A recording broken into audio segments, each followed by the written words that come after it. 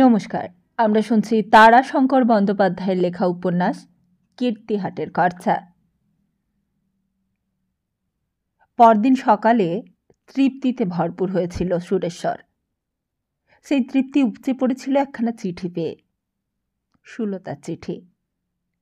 কিন্তু তার আগে সুলতাকে চিঠি লিখেছিল সুরেশ্বর, ধন্যবাদ দিয়ে। ধন্যবাদ দিয়ে পত্র লিখলে সুলতাকে, লিখলে, আপনাকে ধন্যবাদ। শত সহস্র ধন্যবাদ না জানিয়ে মন তৃপ্তি পাচ্ছে না। আমার দৃষ্টিতে আপনি অস্ত্রোপচার করেছেন আজ, আমি দেখতে পাইনি, আপনি দেখতে পেয়েছিলেন। সকালের ওই মেয়ে দুটোর মুখের মধ্যে বিব্রত বিপন্ন হওয়ার লক্ষণ। গাছের মাথায় ঝড়ের আগে ছায়া নামা আমি দেখেছি।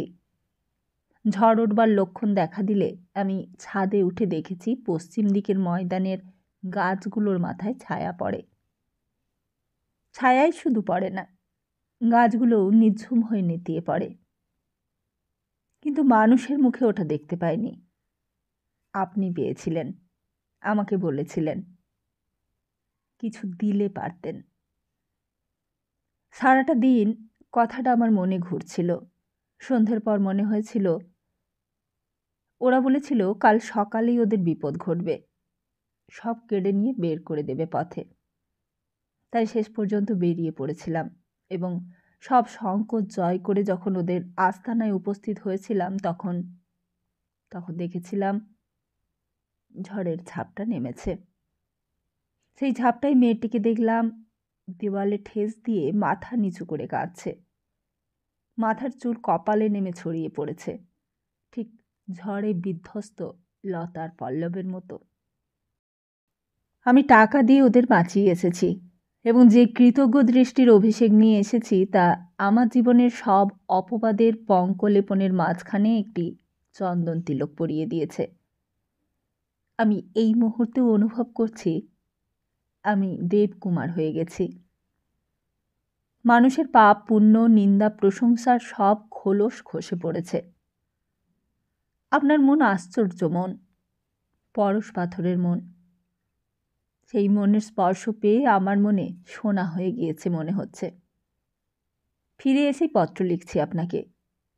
ইতি সুরেশ্বর রায়। এই খুশি মনে জের তার আর ঘোচেনি বা মোছেনি। পরদিন সকালে উঠেও সে অনুভব করেছিল যে গ্লানি তার জীবনটাকে ভার করে রেখেছিল তা যেন সব ঘুচে গেছে। সকালে উঠেই সে ছাদের উপর উঠেছিল অকারণে। তখন জানুয়ারি মাসের শীত। তারই মধ্যেই সে ছাদে উঠে কুয়াশার দিকে তাকিয়ে দাঁড়িয়েছিল। নিচে নেমে এসে বাজনা নিয়ে বসেছিল। রঘু চা টোস্ট ডিম নামিয়ে দিয়ে বলেছিল, আজও আবার লোকজন আসবে তো? নিশ্চয়ই। রঘুপতি রাঘব রাজারাম। তুমি কি ভাবো? এক্সিবিশন এখন 7 দিন খোলা থাকবে, 10টা থেকে 12টা, আবার 4টে থেকে সন্ধ্যে 7টা। খাবার দাবারও আনতে হবে তো? তাও আনতে হবে, তবে কালকের মতো নয়, অল্প পরিমাণে। সিগারেট আনবে আর একখানা চিঠি ফেলতে হবে। না থাক, আমি নিজের ডাকে গিয়ে দিয়ে আসব, এক্ষুনি বেরোবো। চিঠিখানা আজই পৌঁছানো চাই সুলতার কাছে। সকালে জিপিউতে ফেললে বিকেলে পাবে। চিঠি পেয়ে সুলতা বিস্মিত হয়ে আসতেও পারে। জানবাজার থেকে জিপিও কাছেই। বিকেলে কিন্তু সুলতা আসেনি, তবে সে কথা নিয়ে ব্যস্ত হওয়ার বা ভাববার সময় পায়নি, কারণ একদল তরুণী শিল্পী এসেছিল। কেউ কিউবিস্ট বা কেউ ফিউচারিস্ট, কেউ বা অন্য কিছু। তাঁরা খুশি হলেন এবং ঘণ্টাখানেকের মধ্যেই বেশ হৃদ্যতার পরিচয়ে পরিচিত হয়ে গেলেন। তাঁদের একটা দল আছে, বললেন আমাদের দলে আসুন। সে চৌবাচ্চায় বন্দি মাছির ওপরে জলস্রোতের শব্দ এবং ইশারার আহ্বান পেয়ে ঝাঁপিয়ে পড়ল। পরিচয় এমনই গাঢ় হলো যে সেই দিনই সে তাদের বাজনাও শুনিয়ে দিলে, এসরাজ বেহালা। আর এর মধ্যে সময় যে কেমন করে উড়ে গেল তা দলের কারোরই খেয়াল ছিল না। হঠাৎ একজন বললে, ওরে সর্বনাশ, 8টা যে বাজে বাজে, আমি উঠলাম। তখন নতুন করে কফি এবং খাবারের কথা বলছে সুরেশ্বর। সে বললে, সে কি? ভদ্রলোক বললেন, না, 8টার পর কফি না, আবার আসব, আপনাকে নিয়ে যাব, আজ ছুটি। অন্য একজন বললেন, উনি ড্রিঙ্ক করেন। সুরেশ্বর বলে উঠল, বেশ তো, তাই আনাচ্ছি, বসুন। খুব ভালো হবে। আপনার স্বাস্থ্যবান করে উন্নতি কামনা করে ফাংশন হবে আমাদের। তারপর উৎসাহ এবং উল্লাসের মধ্যে সে তাদের গেলাসের সঙ্গে গেলাস ঠেকিয়ে মদ খেলে। আসর যখন ভাঙল তখন 9টা বেজে গেছে। সকলে চলে গেল আর সে গিয়ে ছাদে উঠল। চৌরঙ্গির দিকে তাকিয়ে দাঁড়িয়ে রইল। মাথার মধ্যে মদের প্রভাব চঞ্চল উত্তেজনা জাগিয়েছে। মনের মধ্যে প্রশংসা প্রতিষ্ঠার এবং শিল্পীদের প্রীতির স্মৃতি চৌরঙ্গির আলোর মতোই ঝলমল করছে। পৃথিবী যেন তাকে ডাকছে মনে হচ্ছে। হঠাৎ মনে হলো কালকে রাত্রের কথা। বের হবে আজকে আবার? এই শীতের রাত্রে যারা সুতি জামা আর রঙিন কাপড়ে ও রঙে পাউডারে সেজে সামান্য টাকার জন্য হাসির মুখোশ পরে বসে আছে পথের দিকে তাকিয়ে, তাদের সকলের হাতে 5টা করে টাকা দিয়ে বলে আসবে, যাও ঘরে যাও, এই তো কিছু পেলে, এর থেকেই চালিয়ে নিও, দাঁড়িয়ে শীতে কষ্ট করো না, যাও। আবার আজ একবার সে দেবতা হয়ে পুজো প্রণাম করিয়ে ফিরে আসবে। ইচ্ছেটা প্রবল হয়ে উঠল তার, কিন্তু একটা নয়, অনেক। কিন্তু আর সব থেকে বড় হয়ে উঠল একটা কিন্তু। সে মদ খেয়েছে। কি ভাববে সেই রামদিন? তাকে তো সঙ্গে নিতেই হবে। কি ভাববে যাদের হাতে টাকা দেবে তারা? ভাববে না একটা মাতালের খেয়াল? নিজেকে সম্বরণ করলে সে। বাবার কথাও মনে হলো। না, সে যাবে না। চন্দ্রিকাতে বাবা সহজ অবস্থায় মুগ্ধ হননি। তার প্রথম দিনের কথা বেশ মনে আছে। বাবা বেহালা বাজিয়েছিলেন আর সে তবলা বাজিয়েছিল। সে গন্ধ পেয়েছিল বাবার কাছ থেকে। না, সে যাবে না। পরদিন সকালটা এর তৃপ্তিতে ভরপুর হয়েছিল। সেই তৃপ্তি উপচে পড়ছিল একখানা চিঠি পেয়ে।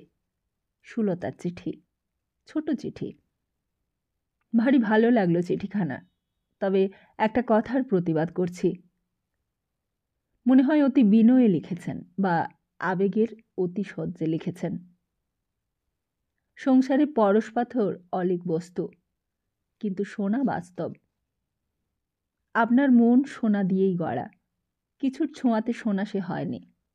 আমার কাছ থেকে হয়তো খানিকটা উত্তাপ পেয়েছিলেন, যাতে সোনার কাঠিন্য কিছুটা নরম হয়েছিল। আপনি খাঁটি শিল্পী, বিচিত্র মানুষ, যাদের বিধাতা ছাঁচে তৈরি করেন না, নিজের হাতে তৈরি করেন পরমানন্দের মধ্যে। ইতি সুলতা ঘোষ। সেদিন সন্ধ্যায় সে মদ খায়নি। সময় থাকতে ম্যানেজারের কাছে টাকা চেয়ে নিয়ে রেখেছিল এবং সন্ধ্যের পর বেরিয়ে ট্যাক্সি নিয়ে বিডন স্ট্রিট এবং সেন্ট্রাল এভিনিউ জংশনে নেমে রামদিনকে ডেকেছিল। রামদিন দাঁড়িয়েই ছিল। সে সসম্ভ্রমে সেলাম করে বলেছিল, হুজুর, আসবে একবার আমার সঙ্গে? শেফালি বিবিকে উহা নেহি। এদের মধ্যে সব থেকে যারা গরিব তাদের কিছু করে দিতে চাই। রামদিন অবাক হয়ে গিয়েছিল। হঠাৎই তার মন আরেকটা সূত্র খুঁজে পেয়েছিল। বলেছিল, না, আমি ঘুরে আসছি, 11টা নাগাদ আসবো, বুঝেছ? তুমি থেকো। ট্যাক্সিটা তখনও যায়নি, মোড় নেবার উপক্রম করছিল মাত্র। সে ট্যাক্সিতে চড়ে বলেছিল, চলো, এখন 9টা বাজে, 2 ঘন্টা ঘোরাও, তারপর ফিরে আসবো এখানে। 11টায় এসে রামদিনকে সঙ্গে নিয়ে সেই গলিটা থেকেই শুরু করেছিল। যারা তখনও সেই শীতের মধ্যে ক্লিষ্ট মুখে উৎকণ্ঠিত চোখে পথের দিকে তাকিয়ে প্রতীক্ষা করেছিল তাদের হাতে সে একখানা করে 5 টাকার নোট দিয়ে বলেছিল, ঘরে যাও, রাত্রি অনেক হয়েছে। সে কোথাও দাঁড়ায়নি এক মুহূর্ত। এ মোড়ে ঢুকে ওই মোড়ে বেরিয়ে এসে ট্যাক্সিতে চেপে বলেছিল, চলো। ট্যাক্সিটাকে সে দাঁড় করিয়েই রেখেছিল, আর রাত্রে গিয়ে সুলতাকে পত্র লিখেছিল। পরদিন সকালে জিপিওতে ফেলে এসেছিল নিজেই। সেদিন সন্ধ্যের সময় সুলতা নিজেই এসেছিল, বলেছিল, আপনি কি পাগল নাকি? কেন? এইসব কি আরম্ভ করেছেন? এদের দুঃখ জানেন? জানা সম্ভব নয়, তবে অনুমান করতে পারি। কিন্তু দুঃখ যতই থাক, তার প্রতিকার কি কেউ এইভাবে করতে পারে? যতটুকু পারি। আপনি পৃথিবীর বুর্জোয়ারদের একজন খাঁটি বুর্জোয়া। হেসে উঠেছিল সে, বলেছিল, না, আমি আর্টিস্ট না, বুর্জোয়া। ন্যাশনাল মুভমেন্ট নিয়ে সে চিঠি এই কারণেই আপনার পক্ষে দেখা সম্ভবপর হয়েছিল। চুপ করে গিয়েছিল সুরেশ্বর। মনে আঘাত পেয়েছিল। সুলতা বলেছিল, এইসব ছাড়ুন। মানি আর্টিস্টদের খেয়াল থাকে, তারা কিছুটা অদ্ভুত হয়ে থাকে। যে কাজ করেছেন তাদের এক কোনা উপকারও হয়েছে হয়তো। একটা দিনের খোরাকও হয়তো কিছুটা বেঁচেছে। সব মেনেও বলবো, এটা পথ নয়। শুধু যারা বড়লোক তাদেরই এমন দয়ার অহংকার থাকে। এটা ভালো নয়, ছাড়ুন। এই বলে সে চলে গিয়েছিল। বিচিত্র মানুষের মন, আর সেই বিচিত্র বশেই বোধ করি এই মতের পার্থক্য সত্ত্বেও কিছুদিনের মধ্যেই সুলতা এবং সুরেশ্বর খুবই কাছাকাছি এসে পড়েছিল। দেখাচ্ছে বেশি চিঠি লেখার মধ্যেই হয়েছিল এটা। মাস কয়েকের মধ্যেই তারা চিঠি লিখতে শুরু করল, সু বলে, এবং শেষে সই করত সু বলে। সুলতাও তাই লিখত, আরম্ভে সু, শেষেও সু। আর ওরই মধ্যে বোধহয় জ্যামিতিক নিয়মে দুটি ত্রিভুজের মিলে যাওয়ার মতো দুজনের চিঠিতেই সু শব্দের মিলনের মধ্যে মনের মিল হওয়া বা মিলে যাওয়ার ইঙ্গিত ছিল। দুজনের মধ্যে যে পার্থক্য ছিল তা সামান্য ছিল না, ছিল অনেক, আর সেটা মতের এবং পথের। মতে ও পথে সুলতা ছিল ছাত্র আন্দোলনের মধ্যে দিয়ে রাজনৈতিক দলের সঙ্গে সংশ্লিষ্ট। সুরেশ্বর সেই দিক থেকে দাগী। কিন্তু ইদানিং তার এই বিচিত্র ছবির অঙ্কন পদ্ধতির জন্য বিপ্লবী দলের প্রশংসাও সে পেয়েছিল। তারা হয়তো তাকে এই জন্যই মার্জনা করেছেন যে যারা সংসারে শিল্পী হয় তারা এই ধরনের ভ্রম বা ভুল করেই ফেলে আবেগ বশে। তা হলেও মতের কথায় তাদের মিলত না। তবুও কিছুদিনের মধ্যেই সুরেশ্বর লিখলে, দেখো, পুরুষে নারীতে মিলন হয় বাহুবন্ধনের মধ্যে এবং মনে মনে। যে মন মতে তোয়াক্কা করে না তার রাজত্বের বাইরে তার বাস। সেখানে তোমার আমার মন সুশব্দের মতোই মিলে গেছে। এরপর ঈশ্বর এবং লতার যদি নাই হয় মিল, সেক্ষেত্রে কী বা যায় আসে? আমার মত হলো মিলনটা বিবাহের চেয়েও বড়। সেটা আমি জানি, তোমারও। কিন্তু বিবাহের চেয়ে বড় যে মিলন, তার দিন আসেনি। এবং অন্যদিকে মিলনটাই যখন হয়ে গেছে মনে মনে, তখন ছোট ব্যাপার বিবাহটাই বা হবে না কেন? সুলতা লিখেছিল, তুমি পাগল, এক কথায় বিয়ে।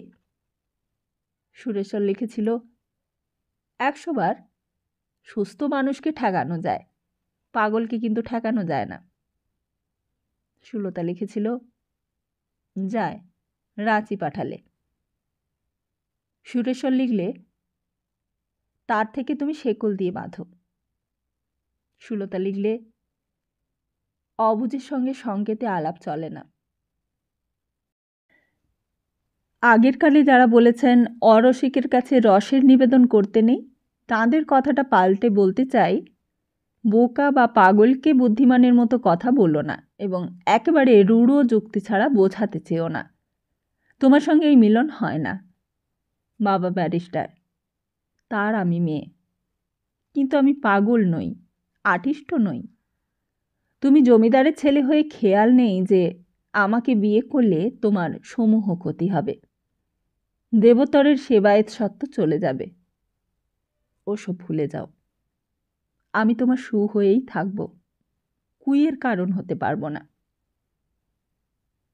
সুরেশ্বর এইবার টেলিফোন ধরলে, কারণ চিঠি যাবে আসবে এবং এ বিলম্ব তার সহ্য হলো না। সে বললে, সু, আমি সু বলছি। তুমি যদি আমার কুয়েরই কারণ হও, দেবতরের সেবায়েত পদ যদি যাই, তবে আমি তোমাকে পেয়ে ধন্য হব, মুক্তি পেয়ে যাব। আমি এই যুগের মানুষ। রায়বংশের গৌরবে কোনো শ্রদ্ধা আমার নেই। যেটুকু শ্রদ্ধা আজ আমার জুটেছে সে আমার তুলির জোরে, আমার মনের জোরে। দেবতাতেও আমার কোনো বিশ্বাস নেই। তবে এইটুকু বলছি, রায়বংশের সেবায়েতরা দেবতাকে ফাঁকি দিয়ে সম্পত্তিপত্তনি, দরপত্তনি দিয়েছেন। তার মোটা অংশ আমার ঠাকুরদা, তারপর আমার মা কিনে গেছেন। সুতরাং আর্থিক কষ্টে পড়ার কোনো আশঙ্কা নেই। যদি তাও থাকতো, তবে আমি তাতেও পিছপা হতাম না। এখন কি বলছো তাই বলো। সুলতা চুপ করেছিল। সুরেশ্বর প্রশ্ন করেছিল, উত্তর দাও। উত্তর? হ্যাঁ।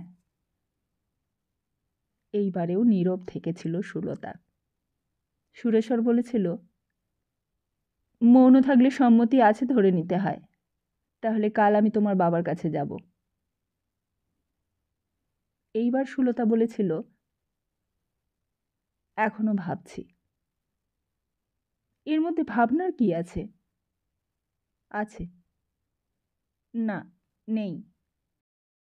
আমি তোমাকে কথা দিচ্ছি, মদ নিয়ে কখনো কোনো ঝগড়া আমি করব না।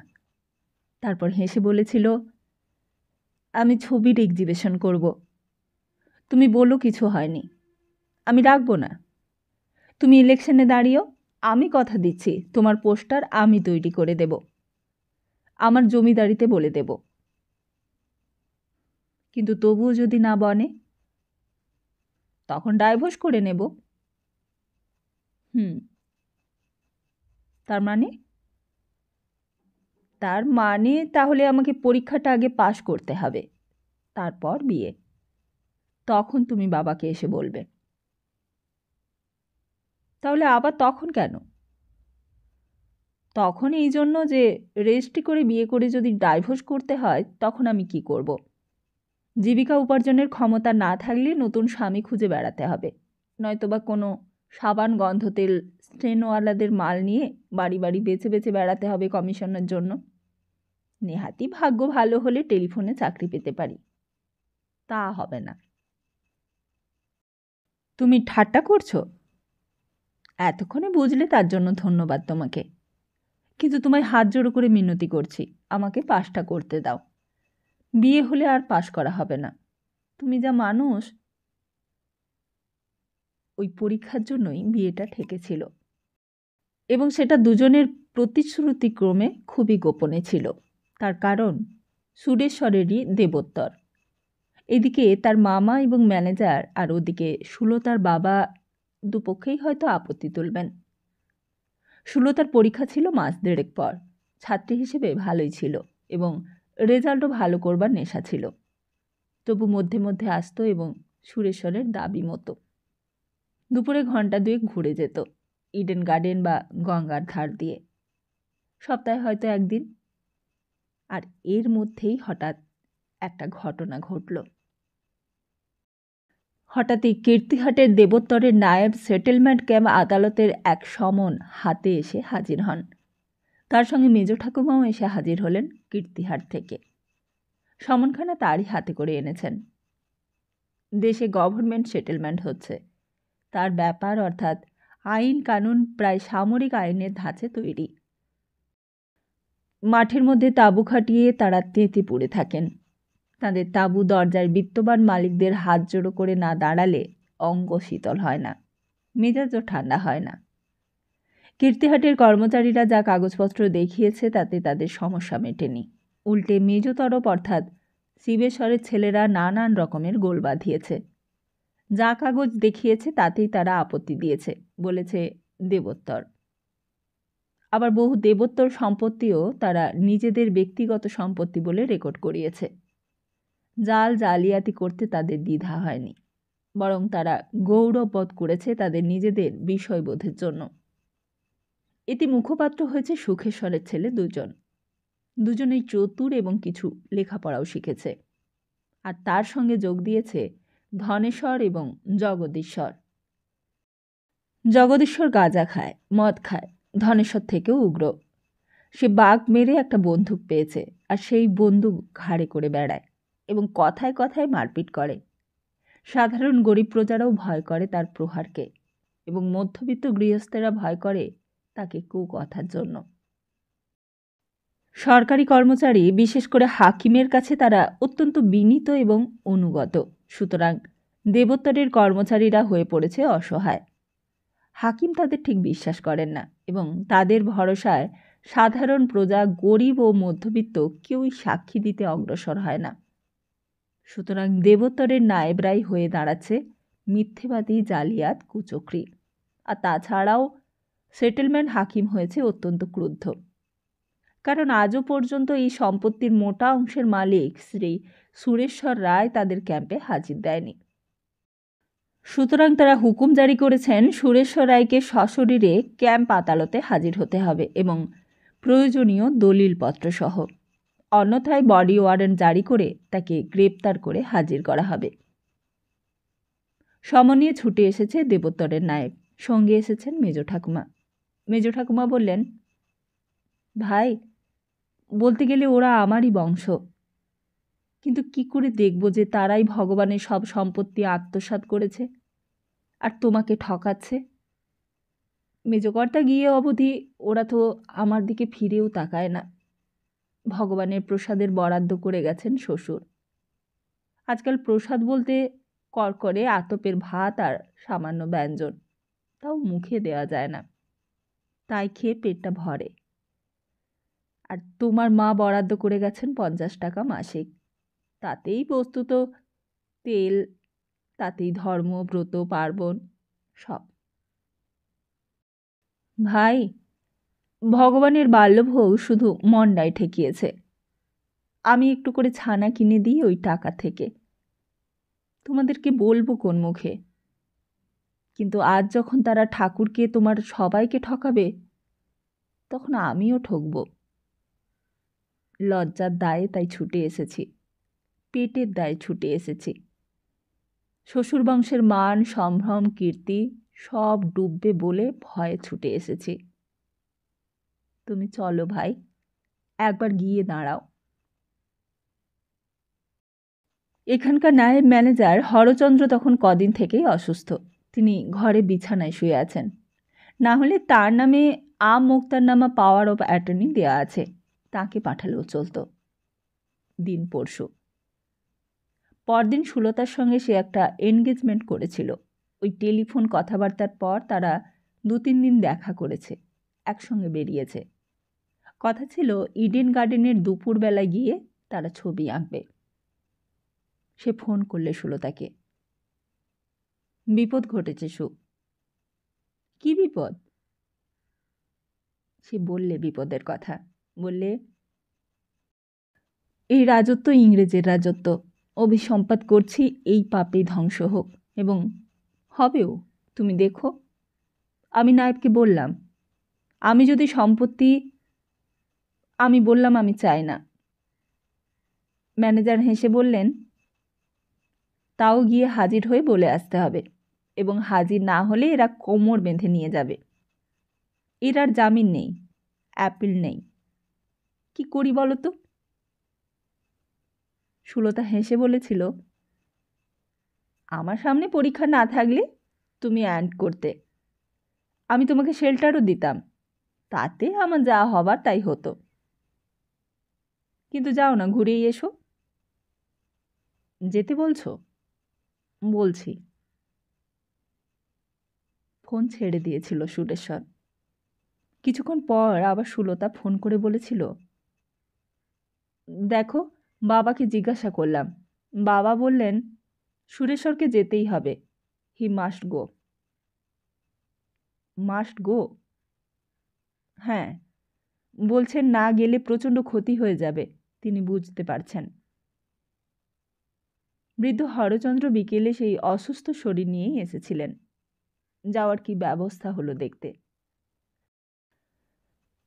সঙ্গে এখানকার পুরনো আমলাকে দিলেন, যে দীর্ঘকাল প্রায় 30 বছর যোগেশ্বরের জমিদারি সেরেস্তায় আছে। আর রওনা হতে হলো সেই রাত্রেই, না হলে সকালে পৌঁছানো যাবে না। সেটেলমেন্ট ক্যাম্পের সময় দেওয়া আছে বেলা 10টা। সেই গেল সুরেশ্বর। সময়টা তখন 1934 সাল শেষ হয়েছে।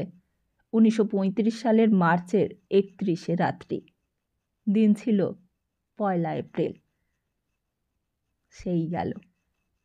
তারপর বিচিত্র চরিত্র এই খেয়ালি বা অর্ধপাগল সুরেশ্বর কীর্তিহাটেই থেকে গিয়েছিল। কলকাতায় মধ্যে মাঝে 2-4 দিনের জন্য বা 1-2 দিনের জন্য এসেছে, আবার ফিরে গিয়েছে। তবে সুলতার সঙ্গে আর দেখা করেনি। চিঠির মধ্য দিয়ে যে ঘনিষ্ঠতা শুরু হয়েছিল, চিঠির মধ্য দিয়েই তাতে ছেদ টেনে শেষ করে দিয়েছিল। শুধু সুলতার সঙ্গেই নয়, কলকাতার জীবনের সঙ্গে। শিল্পী জীবন না হলেও শিল্পী সমাজের সঙ্গে, সভ্য সমাজের সঙ্গে, সব কিছুর সঙ্গে। একবার নাকি বিলেতে ঘুরতে এসেছে, সেটা প্রথম দিকেই। তারপর সব শেষ। লোকে নানান কথা বলেছে, ক্রমে সে কথা চাপাও পড়েছে। সুরেশ্বর সকলের মন থেকে মুছে গেছে। সুলতা নীরবেই সব সহ্য করেছে, তার অন্তরের কথা সেই জানে। তবে সে আর বিয়ে করেনি।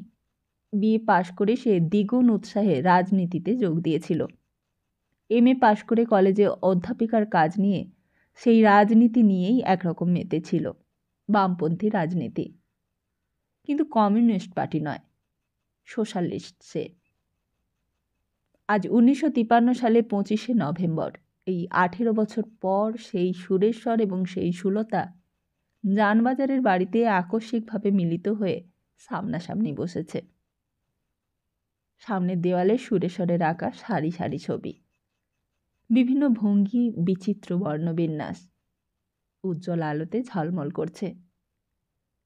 তার প্রথম ছবিখানার উপর ছড়ি ঠেকিয়ে সুরেশ্বর বললে, এটা আমার প্রথম ছবি। পুণ্য বাড়ি বৌধত তট বটচ্ছায়া শীতল কীর্তিহাট গ্রাম, 1801 সাল। সুলতা ছবিখানার দিকে তাকিয়ে দেখছিল। ভারী ভালো হয়েছে ছবিখানা, রেখায় বর্ণে সুন্দর লাগছে। না, শিল্পে সুরেশ্বর বেঁচে আছে। সুরেশ্বর বললে, লেডিজ অ্যান্ড জেন্টেলম্যান। চকিত হয়ে উঠল Sulata. Ladies and gentleman? Sureshwar সংশোধন করে নিলে, না, এখানে তো তুমি একাই সুলতা। হাসলে। তারপর বললে, দেখো, কিছুক্ষণ আগেও বলেছিলাম, তুমি নিজেও জানো, একটা পাগলামি আমাদের বংশে আছে। খেয়াল ততক্ষণই খেয়াল যতক্ষণ মাত্রা না ছাড়ায়। আমার মাত্রা অনেক দিন ছাড়িয়েছে। তারপর কীর্তিহাটে গিয়ে সেটা আমার মন, আমার বুদ্ধি, আমার বাসনা কামনাকে এমনভাবে অভিভূত করেছে সুলতা, যে আমার ঠিক থাকে না। অবশ্য মদ্যপান আমি প্রচুর করতাম, ওটা তাকে বাড়িয়ে তুলত।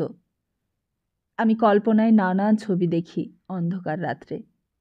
দেওয়ালের গায়ে, ছাদে চটে যাওয়া পলিস্টারের মধ্যে দেখতে পাই নানান ছবি। কখনো কখনো জীবন্ত হয়ে ওঠে তারা, কথা বলে। আজও আমার মনে হচ্ছিল এই যে ছবিগুলোর মানুষ, হয় তারাই জীবন্ত হয়ে উঠেছে, নয়তো অনেক অশরীরী আত্মা এখানে বসেছে। তারা দেখতে এসেছে ছবিতে কীর্তিহাটের চর্চা, শুনতে এসেছে সুরেশ্বরের জবানবন্দি। চোখ দেখে সুলতার মনে হলো সুরেশ্বর কত দূরে, অনেক দূরের দিকে চেয়ে রয়েছে। সুরেশ্বর সুলতাকে বললে, আমার যে কি আনন্দ হচ্ছে সুলতা, তোমাকে এই আজকের দিনটিতে পেয়ে সে কি বলবো। আজ 1953 সালের 25শে নভেম্বর। হয়তোবা বিধাতাই ধার্য করে রেখেছিলেন যে দীর্ঘ 15 বছর পর তোমার সঙ্গে আমার দেখা হতেই হবে। সুলতা হাসলে, বললে, কেন, বিধাতার কি দায় পড়েছিল? দেখা তো তুমি এর আগে করলেই পারতে। তোমার কোনো লজ্জার বালাই আছে বলে তো বিশ্বাস করি নে। তুমি কলকাতায় এসেছো, আমি জানি মাসে একবার তো এসেছই, কোনো মাসে দুবারও এসেছো। আমি খোঁজ পেয়ে ফোন করেছি, তুমি ফোন ধরতে না, চা করে ধরতো। তুমি বলতে, বলো বাড়ি নেই বাবু। কথাটা ক্ষীণভাবে হলেও ফোনের মারফত শুনেছি। চাকর তোমায় রিসিভারের সাউন্ড পিসে হাত চাপা দিতে জানতো না, তুমিও শেখাওনি। আর তাছাড়া দুবার তুমি আমাকে দেখেও সরে গেছো, মানে গা ঢাকা দিয়েছ। একবার মিউনিসিপ্যালিটি মার্কেটে, একবার ধর্মতলায়, জিসি লাহার রঙের দোকানের সামনে। বোধহয় রং তুলি কিনে বেরোচ্ছিলে। আমি ওপারে মসজিদটার কাছে ট্রামের জন্য দাঁড়িয়েছিলাম, তুমি হনহন করে চলে গেলে। কি মিথ্যে বলছি আমি? সুরেশ্বর বললে, না, মিথ্যে বলনি, সত্য কথা। অস্বীকারই বা আমি করব কেন? আমি আর যাই হই মিথ্যেবাদী নই, মানে যাকে কাপুরুষ মিথ্যেবাদী বলে। নইলে কৌতুক করে অনেক মিথ্যে বলি। রায়বংশের ছেলেরা বেশিরভাগই সাহসী মিথ্যেবাদী। যেমন ধরো, চাকরকে বললাম, বলো বাড়ি নেই বাবু, অথচ রিসিভারের মুখটা চাপা দিতে বললাম না। ও তথ্যটা আমি জানি না, তা তো আর নয়, জানি। ওটা যাতে তুমি শুনতে পাও তার জন্যই বলেছি, এবং বেশ উঁচু গলাতেই বলেছি, যাতে কথাটা তুমি শুনতে পাও। সামনাসামনি বলতেও তো পারতে। পারতাম না, চক্ষু লজ্জা হতো। তা সেটা আজ ঘুচলো কেন? আর চোখের লজ্জা তোমার আছে বলেও তো জানতাম না। সুরেশ্বর হেসে বললে, আমিও জানতাম না, কিন্তু তোমার ক্ষেত্রে ওটা যে কেমন করে গজাতো তা আমি নিজেও জানি না। সেই তো, আজ সেটা গেল কি করে তাই জিজ্ঞেস করছি। একটু ভেবে সুরেশ্বর সিগারেট ধরালে, তারপর বললে, দেখো, আজকের দিনটা এমন একটা দিন, যে দিনটা পঞ্জিকার অর্ধোদয় যুগে গঙ্গা স্নান বা মেয়েদের অনন্ত ব্রত, সাবিত্রী ব্রত প্রতিষ্ঠা এবং উদযাপন করবার দিনের মতো। এই ধরো, আমি সংকল্প করেই ব্রত করেছিলাম যে আজকের দিনটি যতদিন না আসবে ততদিন আমি জগতে, সমাজে নিতান্তভাবে নগণ্য এবং জঘন্যের মতো থাকব। আজ সেই দিনটি এলো, পঞ্জিকার নয়, ইতিহাসের। 1953 সালে 25শে নভেম্বর। লেজিসলেটিভ অ্যাসেম্বলিতে ব্রত কথা শুনে এলাম, বেরিয়ে আসছি, তোমার সঙ্গে দেখা হলো। বুঝলাম আমার ব্রত ঠিক পালন করা হয়েছে। তোমাকে এবার বললেই আমার ব্রতের সমাপ্তি। সুলতা এইবার বুঝল।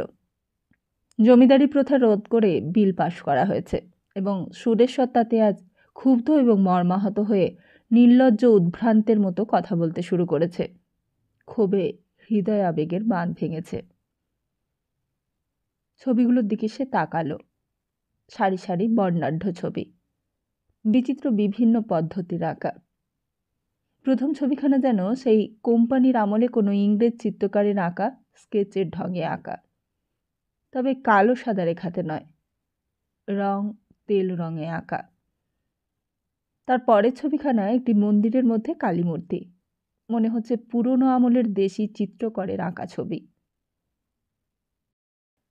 লম্বা একটা বারান্দা ঘেরা ঘর, দৈর্ঘ্যে বোধহয় 125 ফুটেরও কম নয়, ছবিটাও কম নয়। দুই সারিতে একটু উঁচু নিচু করে অনেক ছবির সংকুলন হয়েছে, অন্তত 100-র কম নয়। আর তাছাড়াও বারান্দায় দুটো প্রান্তের দুটো দেওয়াল আছে, তাতেও 20-25 খানা করে 40-50 খানা। সুরেশ্বর বলেছে, এটা সেই ছবি দিয়ে কীর্তিহাটের কর্তা তৈরি করেছে, অর্থাৎ তাদের কীর্তিহাটের রায় বংশের ইতিহাস। খুব গৌরবোজ্জ্বল ঘটনাগুলিকে এঁকেছে। একটু হাসি ফুটে উঠল সুলতার মুখে। 1953 সালের 25শে নভেম্বর আজ বাংলার বিধানসভার জমিদারি প্রথা রহিত করে বিল পাশ হলো। সুলতা অ্যাসেম্বলির নিচের তলায় দেওয়ালের ধারে যে সরু একটা ফালিতে কিছু দর্শকদের বসবার জায়গা আছে, সেখানেই বসেছিল। ওপর নিচে সমস্ত গ্যালারি দর্শকে পূর্ণ ছিল। ওপরে গভর্নরের গ্যালারিতে কয়েকজন রাজা জমিদার বসেছিলেন, যাদের সুলতা চিনত। বর্ধমানের মহারাজা টুপিটা সে খুঁজেছিল, কিন্তু নজরে পড়েনি। ওই টুপিটা চেনার কথা তার মনে অক্ষয় হয়ে আছে। এই অ্যাসেম্বলি হাউসের বাগানেই একটা বড় টি পার্টি হয়েছিল। তাতে এসেছিলেন ইউরোপের এক বড় রাজনীতিবিদ। তাকেই সম্বর্ধনা দেওয়া হচ্ছিল। সম্বর্ধনা শেষে যখন সে বেরিয়ে আসছিল, তখন ঘটনাচক্রের সামনেই আসছিলেন প্রাক্তন রাজনৈতিক কর্মী এবং 1947 সাল থেকে 1951 সাল পর্যন্ত মন্ত্রী ভূপতি মজুমদার মশাই। তিনি তাকে দেখে বলেছিলেন, আরে সুলতা। সে বলেছিল, ভালো আছেন? প্রণাম করতে গিয়েছিল, কিন্তু ভূপতিদা বলেছিলেন, না না না, অ্যাসেম্বলি হাউসের সীমানা গণতন্ত্রের কাশীক্ষেত্র, এখানে প্রণাম নিষিদ্ধ। সে বাবাকেও প্রণাম করতে নেই ছেলের। অ্যাডাল্ট ফ্রাঞ্চাইজের বিধানে ভোটাধিকার এখানে 18 বছর হলেই আপনিই পায়।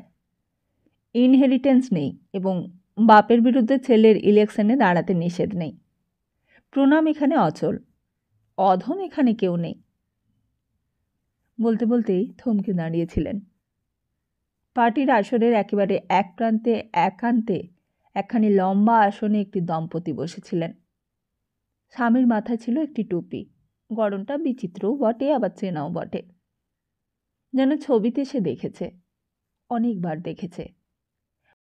পরনে শেরওয়ানি, চুস্ত পাজামা, কিন্তু কে ঠিক ঠাউর করতে পারেনি। ভূপতিদা থমকে দাঁড়িয়ে হেসে বলেছিলেন, হ্যালো বার্ড ওয়ান। আর তখন তার মনে হয়েছিল, হ্যাঁ, বর্ধমানের মহারাজার টুপি তো বটে। এই মহারাজাকে সে দেখেনি, কিন্তু মহারাজ বিজয়চাঁদকে সে দেখেছে। ইউনিভার্সিটির কনভেকশনে দেখেছে, এবং সেই কালে তার এই টুপি মাথায় ছবি অনেকবার কাগজে ছাপা হয়েছে মনে পড়েছে তার। ভূপতিদা বলেছিলেন, আপনি এখানে একপাশে? মহারাজ বর্ধমান হেসেছিলেন, আর সেই হাসির অর্থ স্পষ্ট। থাক সেসব কথা। আজও সেই টুপি সে খুঁজছিল ওইখানে জমিদারদের মধ্যে, কিন্তু পায়নি। পেয়েছিল পাইকপাড়ার বা কান্দির কুমার বিমলচন্দ্র সিংহকে। তিনি সেবার ইলেকশনে হেরেছিলেন। আগেরবারে তিনিও মন্ত্রী ছিলেন ভূপতিবাবুর সঙ্গে। তিনি বসেছিলেন স্পিকার গ্যালারিতে, একেবারে প্রথমে। তিনি অতি সুপরিচিত ব্যক্তি, কি রাজনৈতিক মহলে, কি পণ্ডিত সাহিত্যিক রসিক মহলে। চেহারাতেও এমন বৈশিষ্ট্য আছে যে একবার দেখলেই চেনা হয়ে যায়। আরও একজনকে সে খুঁজেছিল কাশিমবাজারের মহারাজা মনীন্দ্রচন্দ্র নন্দীর উত্তরাধিকারীকে। হ্যাঁ, ওই একজন সন্ন্যাসী জমিদার, প্রাতঃস্মরণীয়। তাকে যেন দেখেছিল মহারাজ শ্রীশচন্দ্র নন্দী। তিনি ছিলেন ওপরে, জমিদার কজনের মধ্যে। সুরেশ্বরকে ঠিক তার মনেই পড়েনি, তাকে খোঁজেও নেই। সে এইখানে উপস্থিত থাকবার সম্ভাবনার কথা তার মনের মধ্যেই উকি মারেনি। সুরেশ্বরকে সে মনের দিক থেকেই মুছেই ফেলেছে। হ্যাঁ, মুছেই ফেলেছে। যখন সুরেশ্বর ওখানে গেল, তখন প্রথম প্রথম বেশ সকৌতুকে ওইখানকার সব কিছুকে ব্যঙ্গ করে চিঠি লিখেছিল মনে আছে। এখানকার সেটেলমেন্ট হাকিম হরেন্দ্রনাথ ঘোষ আমারই বয়সী, একেবারে নতুন হাকিম, সুপুরুষ চেহারা, চোখে চশমা আছে। চশমার পাওয়ার শুধু দুর্বল দৃষ্টিকে সবল করেনি, দিব্য দৃষ্টি দিয়েছে। সাপের 5টা করে পা আছে, তা তিনি দেখতে পান। সারাদিন দাঁড় করিয়ে রেখেছিলেন ক্যাম্পের আদালতের মাঠে। সেটাই ইচ্ছাপূর্বক তা গোপন করেননি ভদ্রলোক। আমার কেস নম্বরটা উঠলেও সেটাকে ঠেলে সরিয়ে রেখেছিলেন। তখনও পর্যন্ত মনে হচ্ছিল তিনি সাপের 3টে পা দেখেছেন। বেলা 12টার সময় দেখলাম একটা প্রবীর পৌর সম্ভ্রান্ত ব্যক্তিকে সত্যি কোমরে দড়ি বেঁধে নিয়ে এলো থানার কনস্টেবল সহ ওর লোকেরা। আর তখন বুঝলাম 5 পাই দেখতে পাচ্ছেন। তাকেও বসিয়ে রাখলেন। সবশেষে আমাদের কেস হলো। কাগজপত্র দেখালে কর্মচারীরা, আমি শুধু দাঁড়িয়ে রইলাম। তাতেই হয়ে গেল। আমাদের বক্তব্য লিখে নিলেন। ফাইনাল বিচার হবে এখন নয়, এরপর, আর তা হবে মাস 2 পর। তখন দোসরা হাকিম আসবেন, এর ওপরের লোক। আমাকে বললেন, নোটিশ করলে আপনি আসেন না কেন? বললাম, আমি তো এখানে থাকি নে, কলকাতায় থাকি। সংক্ষেপে বললেন, তাহলে কিছুদিন থাকুন এখানে। জমিদারি ভোগ করবেন কলকাতায় বসে 12 মাস, তা অন্তত সেটেলমেন্ট যতদিন চলছে তা হবে না। পেশকারকে বললেন, ওর সমনগুলো দাও। পেশকার বললে, দাঁড়ান। তারপরেই সে পৌর ভদ্রলোকের ডাক হলো, হরিদাস মুখার্জি হাজির হোক। কনস্টেবল দড়ি ধরে এনে হাজির করলে। হাকিম বললেন, কি? উনি কলকাতায় থাকেন, আপনি তো থাকেন না। এখানেই থাকেন শুনেছি। কাজের মধ্যে নেশা ভাঙ, তার নোটিশ সমন পেয়ে আসেন না কেন? সাপের 5টা পা গজায়, আপনার কটা গজিয়েছে? 10টা না 20টা? এইবার আমার প্রচণ্ড ক্রোধ হয়েছিল। আমি সমনগুলো হাতে হাতে না নিয়ে চলে এসেছি। পেশকার হাঁকলে, সমন নিয়ে যান। বললাম, যথারীতি বাড়িতে দিয়ে আসবার নিয়ম অনুযায়ী পাঠিয়ে দেবেন। দেখছি কিছুদিন থাকতে হবে। দেখি, কলকাতায় রং তুলি আনবার জন্য লোক পাঠাচ্ছি। ইতি। আর তার কদিন পরেই চিঠি পেয়েছিল সু, তুমি চিঠির উত্তর দাওনি, খুব পড়ছো বোধ হয়। তা পড়ো, আমিও ছবি আঁকছি। এখানে ল্যান্ডস্কেপ খুব ভালো এবং ছবির দৌলতে আকস্মাত সেটেলমেন্ট ক্যাম্প কোর্ট পর্যন্ত রং ধরে গেছে। মজা হয়ে গেছে। সেদিন কাঁচায়ের ধারে বসে ছবি আঁকছি এক মনে। হঠাৎ পেছন থেকে কে বললে, বাহ, আপনি তো চমৎকার ছবি আঁকেন। ঘাড় ঘুরিয়ে দেখলাম সেই হাকিম হরেন ঘোষ। তখন সাহেব নয়, শৌখিন বাঙালির ছেলে। পাঞ্জাবি, ফিনফিনে মিলের ধুতি, পায়ে সবুজ রঙের জরিদার নাগরা। মনের রাগ দমন করার অভ্যেস আছে। উঠে হেসে নমস্কার করে বললাম, আপনি? বললেন, হ্যাঁ, বেড়াতে বেরিয়েছিলাম। দূর থেকে দেখলাম আপনি বসে কি একটা করছেন, কৌতূহল হলো, এলাম। আপনি তো চমৎকার আঁকেন। বিনয় করলাম না, বললাম, খুশি হলাম। উনি সিগারেট দিলেন, নিজেও ধরালেন। তারপর বললেন, শুনেছিলাম আপনাদের ধনেশ্বর বাবুর কাছে, কল্যাণেশ্বর বলে ইয়াং ম্যানটির কাছে, যে আপনি কলকাতায় থাকেন। টাকা আছে বাপের, তাই ওড়ান আর থিয়েটার দেখেন, ফুর্তি করেন। আপনি আর্টিস্ট তা তো বলেননি। হঠাৎই খুব হৃদয়ে বললেন, তা শুনেই তো রাগ হয়ে গেল মশাই। বললাম, বটে, তাই সমন জারি করেছিলাম। বললাম, তাতে কি হয়েছে? আপনার সমনে টানে এসে কতগুলো ভালো ল্যান্ডস্কেপ হয়ে যাবে আমার। বললেন, না মশাই, মনটা খচখচ করছে। আপনি গুণী লোক, তবে মনে এটাও হচ্ছে যে ভালোই করেছি, আপনাকে তো পেলাম। এখানে মাঠের মধ্যে যা কষ্ট, সারাটা দিন শুধু প্লট নম্বর, বাটা দাগ, রায়তী স্থিতিবান, মোকর্রি, আর এমন এখানকার লোক, সবটাতেই সকলের আপত্তি। করো রেকর্ড, দেখো কাগজ, এতে কি আর মাথা ঠিক থাকে? আপনার সমস্ত খাতিয়ানে আপত্তি দিয়েছে আপনার জ্ঞাতিরা, সেই হিসেবে আপনার উপকার আমি করেছি। আমার উপকার করার লাভও হয়েছে দেখছি। এখানে মিসবার লোক পাইনি। আপনাদের স্কুল লাইব্রেরি থেকে বই আনিয়ে পড়ি, যত সব পুরনো বই। দিনই কাটে না। মানুষের মনসু ভারী আশ্চর্য। বুঝলে, এক্ষুনি যে লোকটা মন্দ বললে মনে হয় এত বড় পাষণ্ড এবং এত বড় শত্রু আর জগতে নেই, সেই লোকটাই যদি কিছুক্ষণ পর বা তক্ষুনি কথাটা ঘুরিয়ে মিষ্টি কথা বলে প্রশংসা করে, তাহলে সব ভুলে মনে হবে লোকটা ভারী ভালো। জানো, সত্যটা উপলব্ধি করে খুব আশ্বাস পেলাম, কারণ তোমার আমার মধ্যে তো এরপর মধ্যে মধ্যে ঝগড়া হবে। আমার তখন নিশ্চয়ই মনে হবেই আজই পালাবো, ফকিরে নেব। আর তুমি ভাববে, কি ভাববে? ডাইভোর্স করবে ভাবতে ভালো লাগে না, ভালো লাগে তুমি ভাবছো বিষ টিস খাবে। তখন হয়তো আমি তোমার মুখের দিকে তাকাবো, তুমি জল ভরা চোখ ফিরিয়ে নেবে, আর অমনি আমি গিয়ে বলবো আমারই অন্যায়, আমাকে তুমি মাপ করো সু। আর তুমি ফিক করে হেসে বলবে ইতি। এরপরেও খান তিনেক চিঠি লিখেছিল, শেষখানা মনে আছে। তাতে খুব সরস রসিকতা বা বাক্যের ছটা বিস্তার করেনি।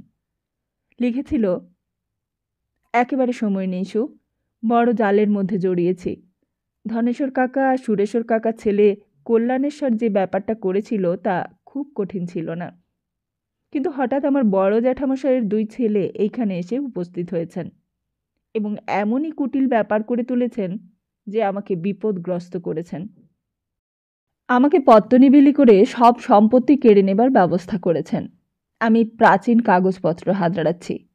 কাগজের ধুলো পেটে গিয়ে গিয়ে পাকা জমিদারি সেরেস্তানবিশ হয়ে উঠেছি। রং খুব কালো হয়েছিল বলেছিল গোয়ান পাড়ার হলদি বুড়ি। ইতি।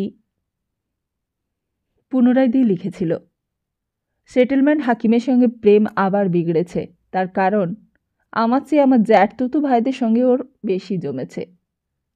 ইতি সু। তারপর নীরব হয়ে গিয়েছিল সুরেশ্বর, একেবারে নীরব। পুরো 1 মাস আর কোনো চিঠি পায়নি। অসীমার কাছে খবর নিয়ে জেনেছিল সুরেশ্বরের এখানকার নায়েব ম্যানেজার হরচন্দ্রের পক্ষাঘাত হয়েছে। ওখানে যে কর্মচারীদের সঙ্গে নিয়ে সুরেশ্বর গিয়েছিল তাকে এখানে পাঠিয়ে সুরেশ্বর ওখানকার কর্মচারীদের নিয়ে মামলা মোকদ্দমায় প্রায় ডুবে গেছে। আরও মাসখানিক পর হঠাৎ চিঠি পেয়েছিল সুরেশ্বরের, আর সেটা সাংঘাতিক চিঠি। সুলতা, বিদায়। বিদায় নিচ্ছি চিরজীবনের মতো, সব ভুলে যাও। ভগবানকে ধন্যবাদ, তোমাকেও ধন্যবাদ যে বিয়েটা ঘটেনি। তুমি পরীক্ষার আপত্তি তুলে বিয়েতে রাজি হওনি, হলে আজ আর আক্ষেপে শেষ থাকতো না। তুমি আত্মহত্যা করতে। আমার যা হয়েছে তা হতাম। অর্ধ পাগল ছিলাম, পুরো পাগল হতে চলেছি। প্রচুর মদ খাচ্ছি, খাঁটি দেশি মতে গোয়ানিজদের তৈরি মদ। আমাকে ভুলে যাও, আমাকে ফেরাবার চেষ্টা করো না, তাহলে আমাকে হয়তো আত্মহত্যা করতে হবে। ইতি সুরেশ্বর।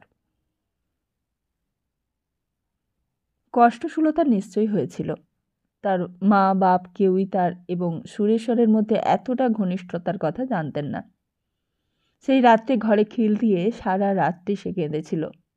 একবার ভেবেছিল সে নিজে যাবে কীর্তিহাটে, দেখা করে মুখোমুখি প্রশ্ন করবে, বলো কি ব্যাপার, কেন লিখেছ এই চিঠি, কেন?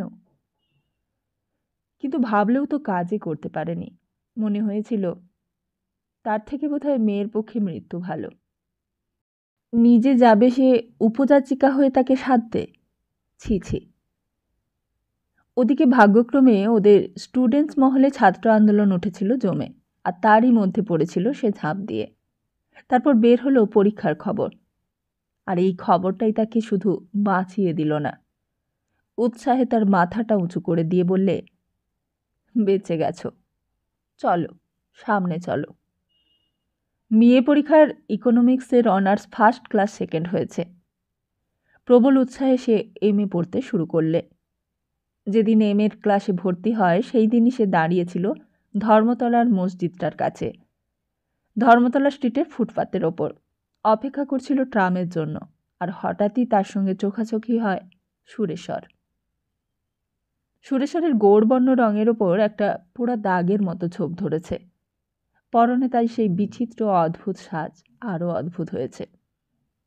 গেরুয়া রঙের সিল্কের একটা আলখাল্লা গোছের জামা, পরনে কোঁচানো ধুতি, মুখে এক মুখ দাড়ি গোঁফ, বাবরি চুল, চোখে স্বপ্নাতুরী হোক আর উদ্ভ্রান্তই হোক, একটা বিচিত্র দৃষ্টি।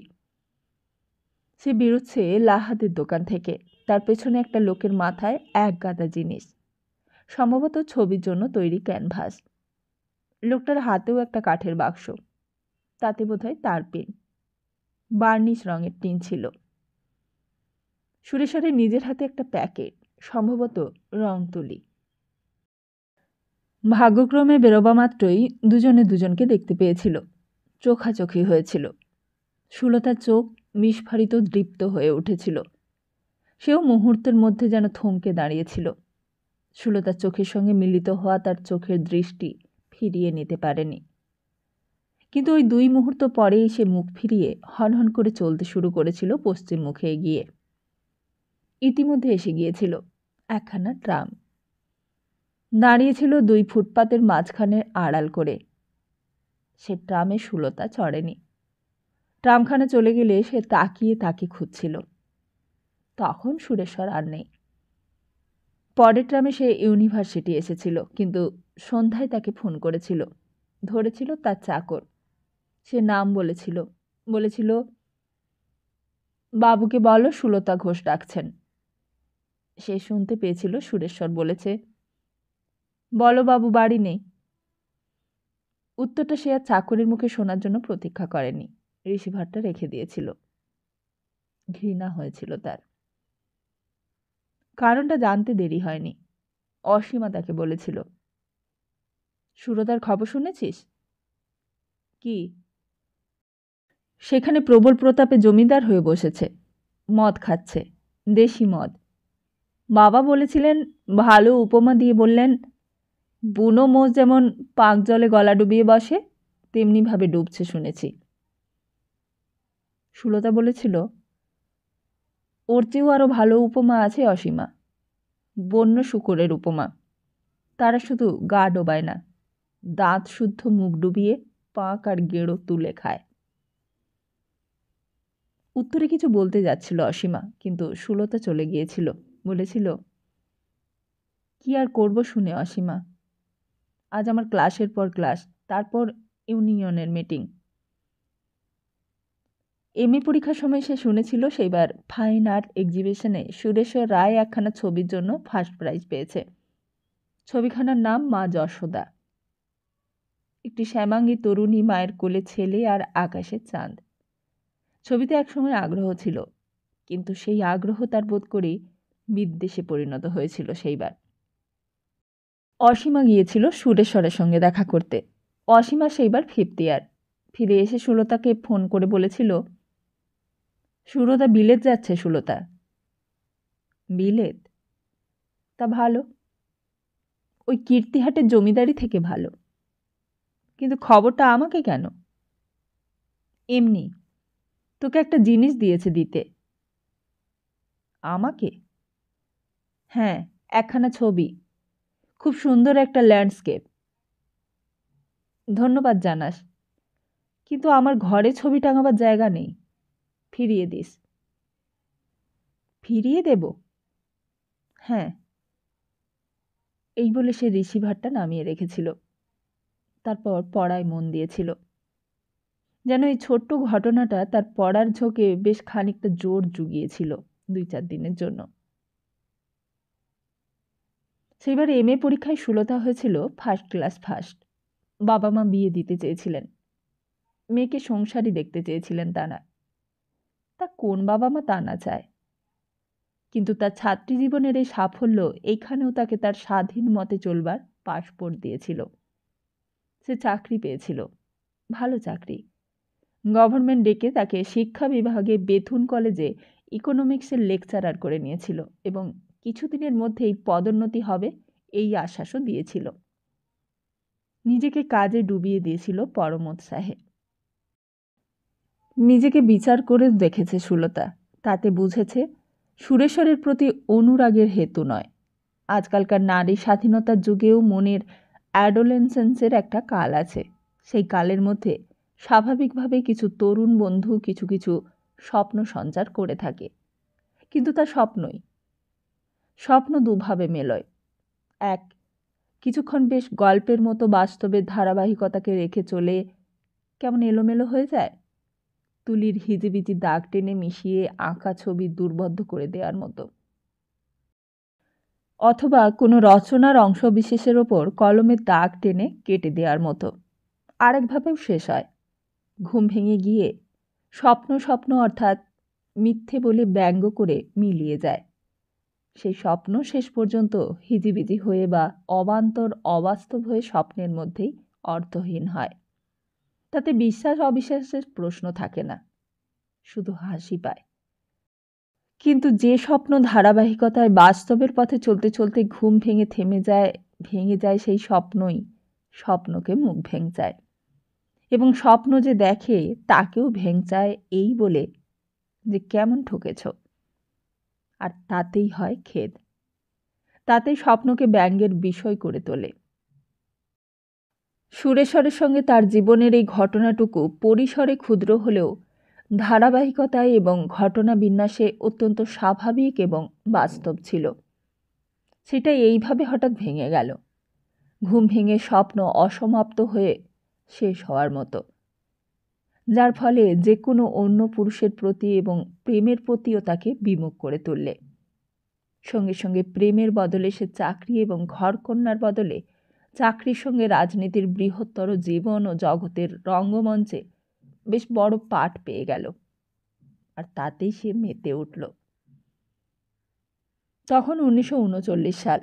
পৃথিবী এবং তার সঙ্গে ভারতবর্ষের রাজনীতিতে বলতে গেলে পুরনো অঙ্ক শেষ হয়ে নতুন অঙ্ক শুরু হচ্ছে, যার গতি, যার আবেগ, নাটকের ভাষায় টেম্পো একেবারে গোমুখীতে গঙ্গাবতরণের মতো।